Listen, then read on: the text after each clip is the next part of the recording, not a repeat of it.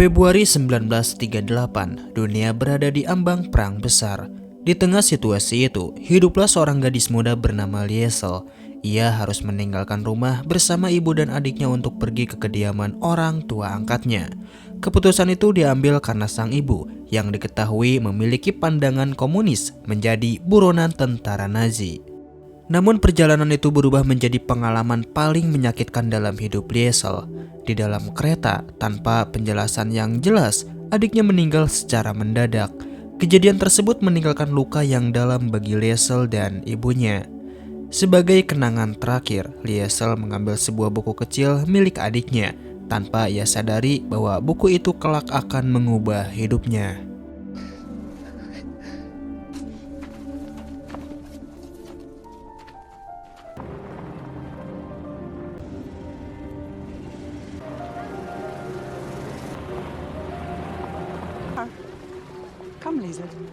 Setibanya di rumah orang tua angkatnya, Hans dan Rosa, Liesel disambut dengan dua sikap yang berbeda. Hans menerima Liesel dengan hangat dan penuh empati, sementara Rosa menunjukkan sikap keras dan dingin sejak awal. Meski begitu, Liesel mulai menjalani hari-hari barunya di tempat tersebut. Your Majesty, What are you brats looking at? your new home. Well, go on. I've given us a mute. That one. Ja, my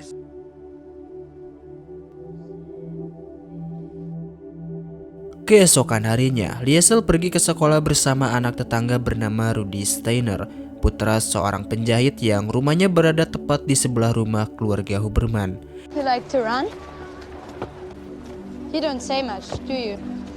I'm glad we understand each. I just thought you might. Come on. Di hari pertamanya di sekolah, Liesel diminta menuliskan namanya di papan tulis. Disitulah terungkap bahwa ia belum mampu membaca maupun menulis. Ketidaktahuan itu membuatnya menjadi bahan ejekan teman-teman sekelasnya. Silence! Can't you even read yet?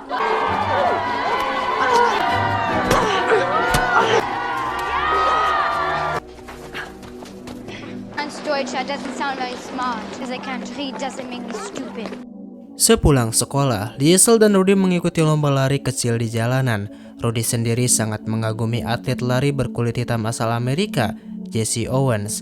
Perlombaan itu berakhir dengan keduanya terjatuh dan pakaian mereka dipenuhi kotoran.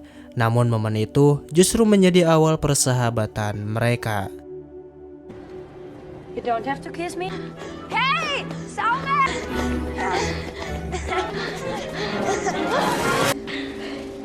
You cheated. It was a draw.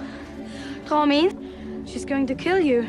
I'm some kind of Malam harinya, Liesel tidak mampu memejamkan mata. Ia hanya memeluk buku peninggalan adiknya dengan perasaan yang masih diliputi kesedihan. Hans kemudian datang ke kamarnya, dan pada saat itulah ia menyadari bahwa Liesel sama sekali belum bisa membaca dan menulis. Sejak malam tersebut, Hans mulai mengajarkan Liesel membaca dengan kesabaran dan ketulusan seorang ayah.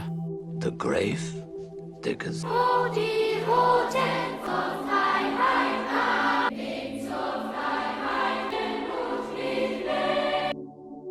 Waktu berlalu hingga November 1938. Para pendukung Nazi secara terbuka menghancurkan toko-toko milik warga Yahudi dan menyeret mereka untuk dikirim ke kamp konsentrasi. Di tengah kekacauan itu, seorang pria Yahudi bernama Mark berhasil melarikan diri dengan menggunakan identitas palsu.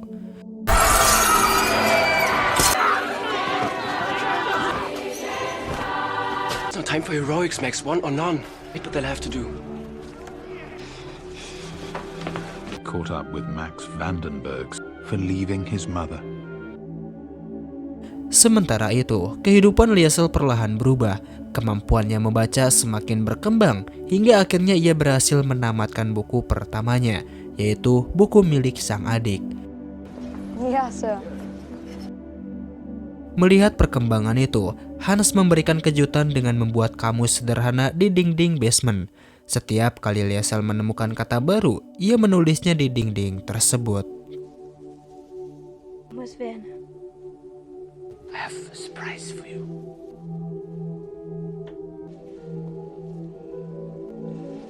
Let as many as you. Thank you, Papa.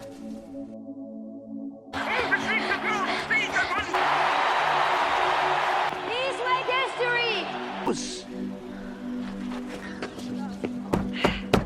Why, Jesse Owens? Even in his ear holes. Go around painting yourself black because you shouldn't want to be black people. Hari-hari berlalu dan Liesel semakin dekat dengan keluarga barunya. Ia sering menghabiskan waktu di basement, membaca dan menulis, menjadikan tempat itu sebagai ruang pelarian sekaligus ruang belajar. I'm writing Mama a letter. What are you telling her? You could give it to the woman who brought me here. Just to pass it on. Don't waste good money on a stamp for a letter.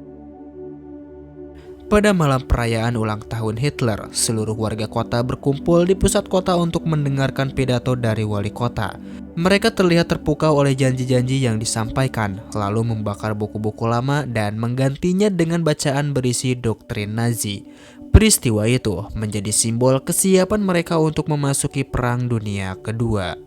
Wir werden die Krankheit, Ketten, die geschmiedet wurden, unsere Feinde bekämpfen. Unserer Feinde Kommunisten im Deutschen Reich und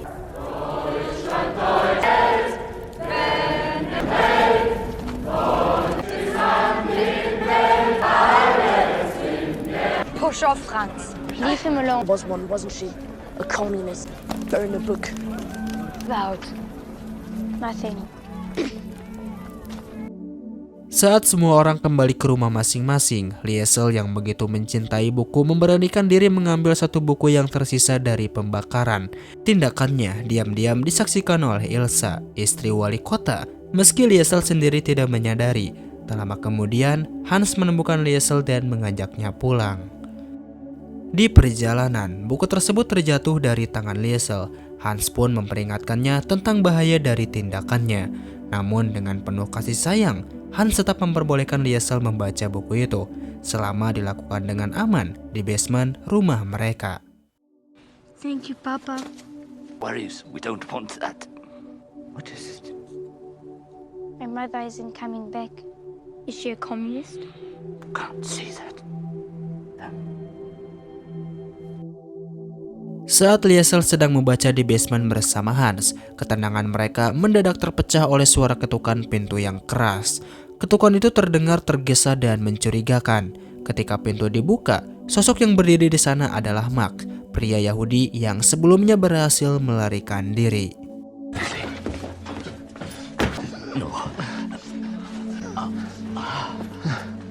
I'll warm him some soup. Hans kemudian menjelaskan kepada Liesel bahwa ayah Max pernah menyelamatkan nyawanya saat perang terdahulu. Pengorbanan itu membuat ayah Max gugur di medan perang. Sebagai balas budi atas kebaikan tersebut, Hans memutuskan untuk menyembunyikan Max di rumah selama Perang Dunia Kedua berlangsung. Ia juga meminta Liesel untuk berjanji menjaga rahasia ini dan tidak menceritakannya kepada siapapun. Will not tell anyone about even Rudy. A soul. Good as their word, Liesel. Yeah, Papa.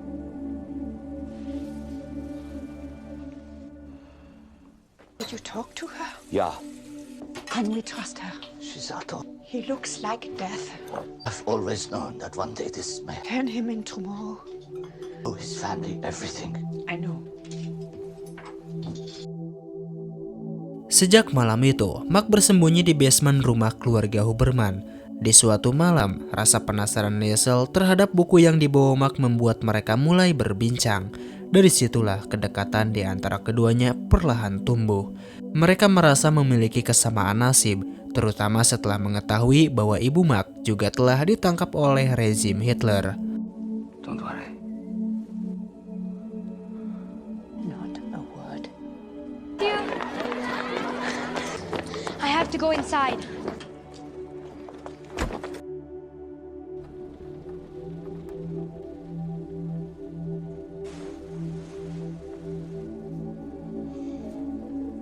curious girl. What is it about? Are you hiding from Hitler? I met you. I cried a lot when I first came to.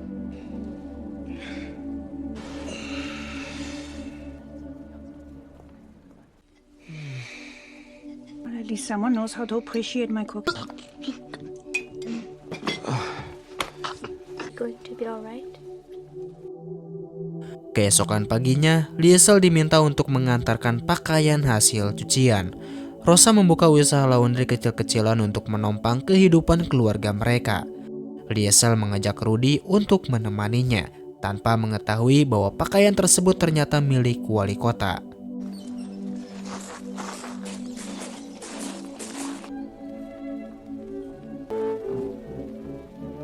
Laundry. Di rumah itu, Liesel kembali bertemu dengan Ilsa, istri wali kota yang sebelumnya melihatnya mengambil buku saat parade. Mengetahui hal tersebut, Ilsa justru mengajak Liesel masuk ke perpustakaan pribadinya. Pemandangan deretan buku membuat mata Liesel berbinar. Tanpa ragu, ia mengambil sebuah buku dan langsung membacanya, hingga tanpa sadar meninggalkan Rudy sendirian di luar.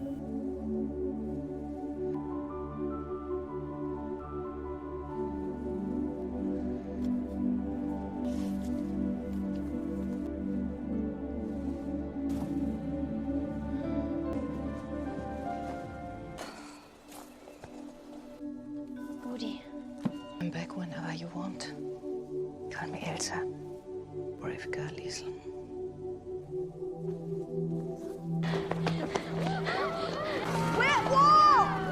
Rush to war. They were running to me.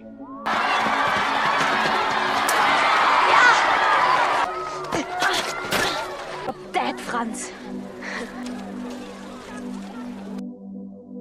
Sejak saat itu, hubungan Liesel dan Ilsa semakin dekat.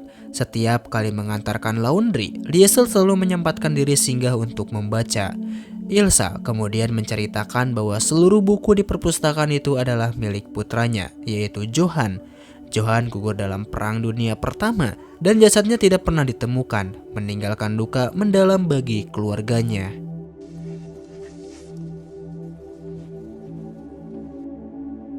And he needs to get up and move about. He can't lay still forever. Suppose that we put him downstairs. It's not good. Don't apologize. Put you all in such. It is a dictionary. I'm sorry, there's no bed. Feel free to do your lessons whenever you want. I'm just downstairs. I'm not going anywhere.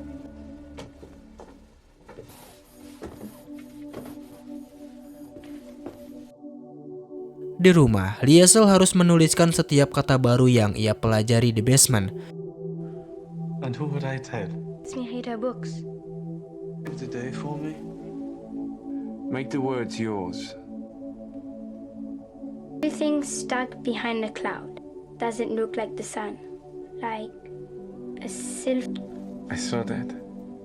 Namun suatu hari, wali kota bernama Herman secara tidak sengaja memergokinya sedang membaca di perpustakaan. Peristiwa itu membuat Liesel diusir, dan sejak saat itu keluarga wali kota berhenti menggunakan jasa laundry milik Rosa.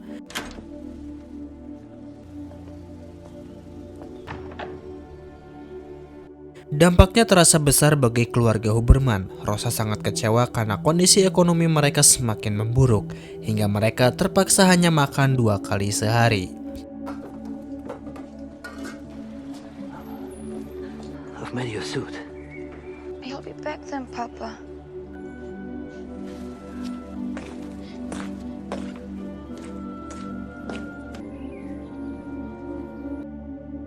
Malam Natal tahun 1941, keluarga Huberman berusaha melupakan sejenak kesulitan hidup mereka. Mereka merayakan Natal dengan sederhana, bermain perang salju, dan membuat boneka salju di basement. Kebahagiaan sederhana terpancar dari wajah mereka. Hubungan Liesel dan Mac pun semakin erat, hingga keduanya tampak seperti saudara.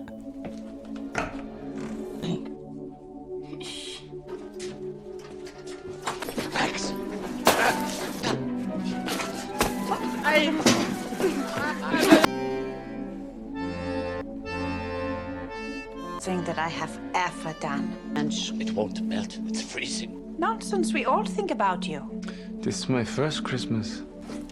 We should call it a night. Pada malam itu, Max memberikan hadiah kepada Liesel berupa sebuah buku kosong agar ia bisa menuliskan kisahnya sendiri. What does it say? Right. Bird is only for you to fill. Words are life, Liesel. Namun kegembiraan tersebut tidak berlangsung lama. Boneka salju yang mereka buat mulai meleleh. Udara dingin dan lembab membuat kondisi Max menurun. Malam itu, Max jatuh sakit dan mengalami demam. Sejak saat itu, senyum di wajah Liesel perlahan menghilang, digantikan oleh rasa cemas dan ketakutan. Liesel terus berada di sisi Max, merawatnya dengan penuh perhatian sambil membacakan cerita dari buku yang ia pinjam secara diam-diam dari rumah Ilsa. Ia berharap Max segera pulih, agar mereka bisa kembali berbagi cerita seperti sebelumnya. Will biting wind until he dies.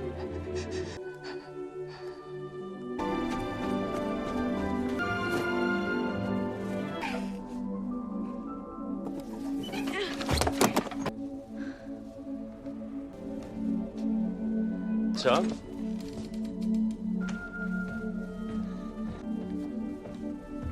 In the faces he passed on the strings were out of his control, and faster towards seeing that the clothes were more. This would all be for nothing. Hingga suatu hari, kebiasaan Liesel itu tanpa sengaja diketahui oleh sahabatnya, Rudy. Rudy juga membaca buku harian milik Liesel, dan dari sana ia menyadari bahwa Liesel selama ini menyembunyikan seseorang di rumahnya. Dengan terpaksa, Liesel menceritakan semuanya. Rudy pun berjanji untuk menyimpan rahasia tersebut dan tidak memberitahukannya kepada siapapun. Boyfriend? What? Tell me, who is he? It's a secret. God knows what would happen to him. You're hiding someone. Aren't Two Spits no. You can trust me. You won't tell anyone what? What's that behind your back? I'm reporting you. For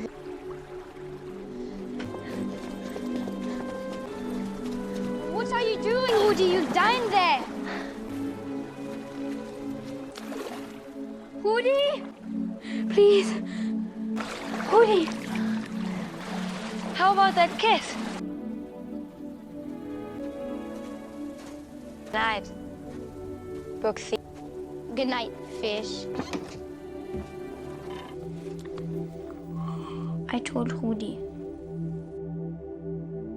Suatu hari, saat Rudy sedang bermain bola bersama teman-temannya, tiba-tiba pasukan Gestapo datang untuk melakukan pemeriksaan ke setiap basement rumah warga. Liesel yang mengetahui hal itu langsung panik dan berlari pulang untuk memperingatkan orang tuanya. I'm fine. Dengan sigap, Hans membangunkan Max dan segera menyembunyikannya di bawah tumpukan bendera Nazi. Max! Mama! Wolfie, what a surprise! Gestapo yang datang ternyata adalah kenalan lama Hans. Mereka tidak menyadari keberadaan Max, sehingga keluarga Huberman berhasil selamat dari pemeriksaan tersebut. Was it collecting her washing? Is there a light in here? Yeah, I couldn't believe what we find in some people's base. telling her to get out in the fresh air. What is this about, anyway?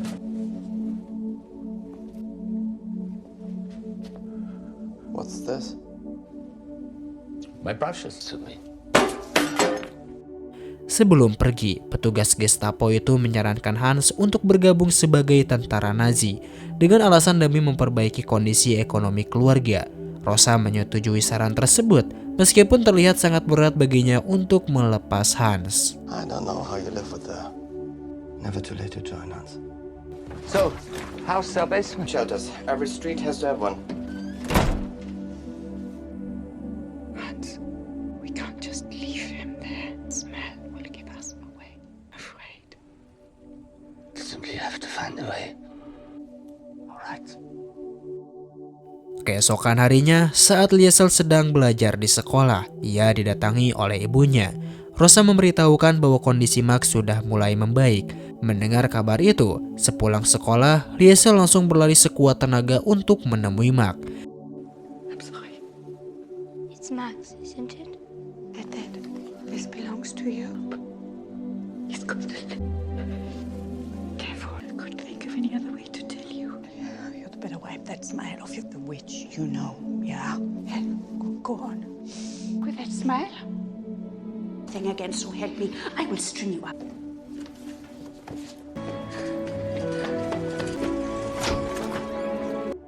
Ia memeluk Mark dengan erat dan senyum yang sempat hilang akhirnya kembali menghiasi wajahnya. So, Woody's a pain in the neck. and a boy you hate is a boy you like, right? It's an air raid. I'll be fine. Namun ketenangan itu tidak berlangsung lama. Pada malam harinya, alarm serangan udara tiba-tiba terdengar. Liesel dan orang tuanya terpaksa mengungsi bersama warga lainnya.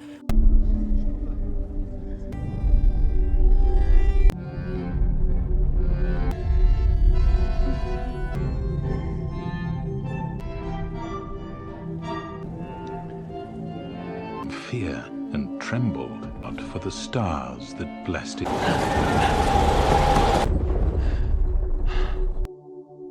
Setelah pengeboman tersebut, pemeriksaan oleh pihak Nazi semakin sering dilakukan. It's a Jew. They found his birth certificate. My son is in the You know me. His name. Good man. Get back!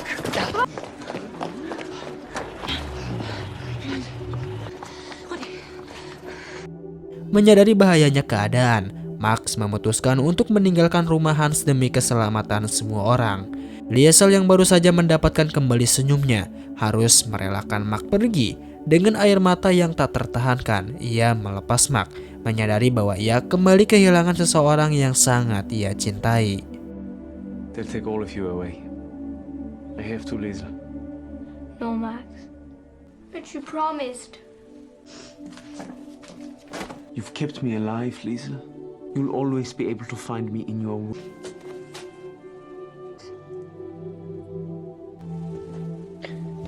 Nice piece of cheese that I've been saving.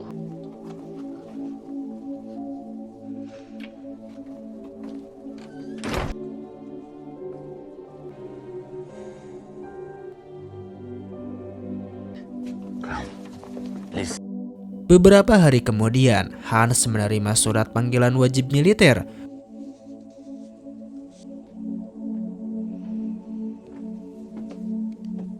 Conscripted.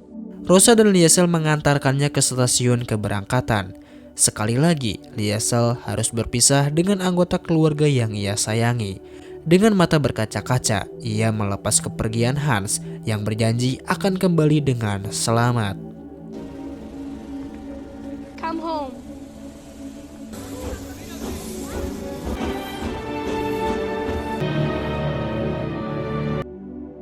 Sejak kepergian Hans, Rosa berubah menjadi lebih pendiam. Ia kerap tidur dengan akordeon milik Hans di sisinya, seolah ingin merasa lebih dekat dengannya. What do you think? Isn't it obvious? I'm running. Have you thought this through? Where are you going to stay? I miss my dad. For this. Who would? Grow up before I die. I hate Hitler. I hate Hitler! I hate Hitler! I've got Woody. Hingga pada November 1942, pengeboman kembali terjadi. Kali ini, jumlah bom yang dijatuhkan jauh lebih banyak dari sebelumnya.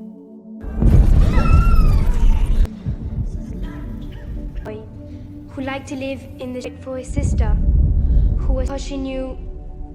That at night, when dark would remind him how the sun or how snow felt on his tongue. Oh man.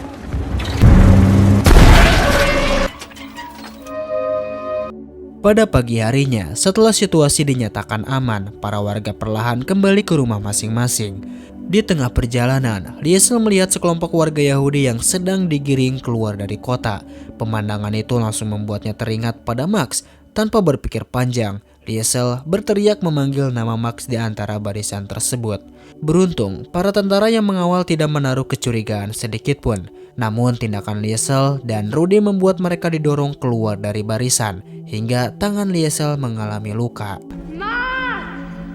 Get out of here, you stupid girl! You're too much like your father, you know that?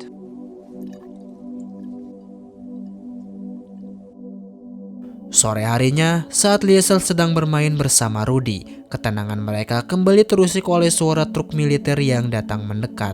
Tak disangka, truk tersebut menurunkan Hans. Melihat ayahnya kembali dengan selamat, Liesel langsung berlari dan memeluknya dengan erat. Kehadiran Hans membawa kembali keceriaan di rumah mereka, meskipun di dalam hati Liesel masih tersimpan kekhawatiran tentang keberadaan Max. I can't hear properly. You too. Thinking about Max, I'm not sure what it all meant. being people. You are all grown up.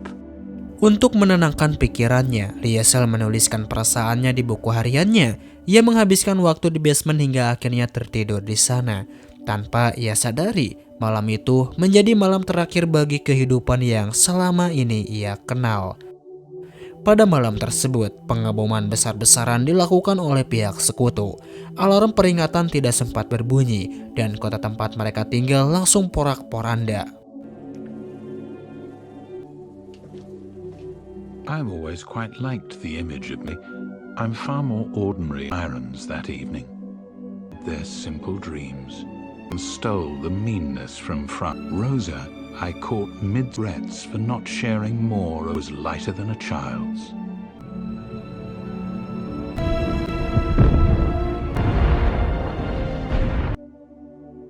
Bangunan hancur tanpa tersisa. Warga yang selamat segera bergotong royong untuk mencari para korban di antara puing-puing.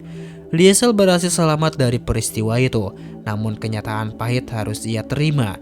Hans dan Rosa gugur dalam pengeboman tersebut. Rudy pun menjadi korban, menghembuskan napas terakhir di pelukan Liesel. Papa?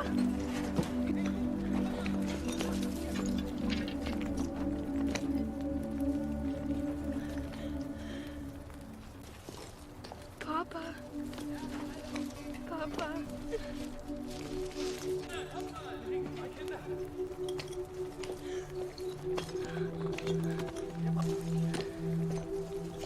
Lisa, I need to say it.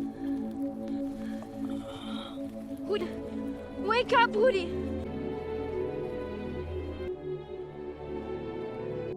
Untuk pertama kalinya, Liesel benar-benar sendirian. Semua keluarga yang ia miliki telah pergi meninggalkannya. Kesedihan yang begitu dalam membuatnya kehilangan tenaga, hingga akhirnya ia pingsan di samping Rudy. In my job, I'm always same thing can be both.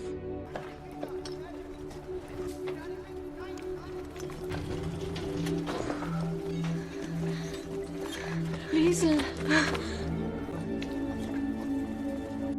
2 tahun kemudian, Amerika Serikat berhasil menduduki Jerman.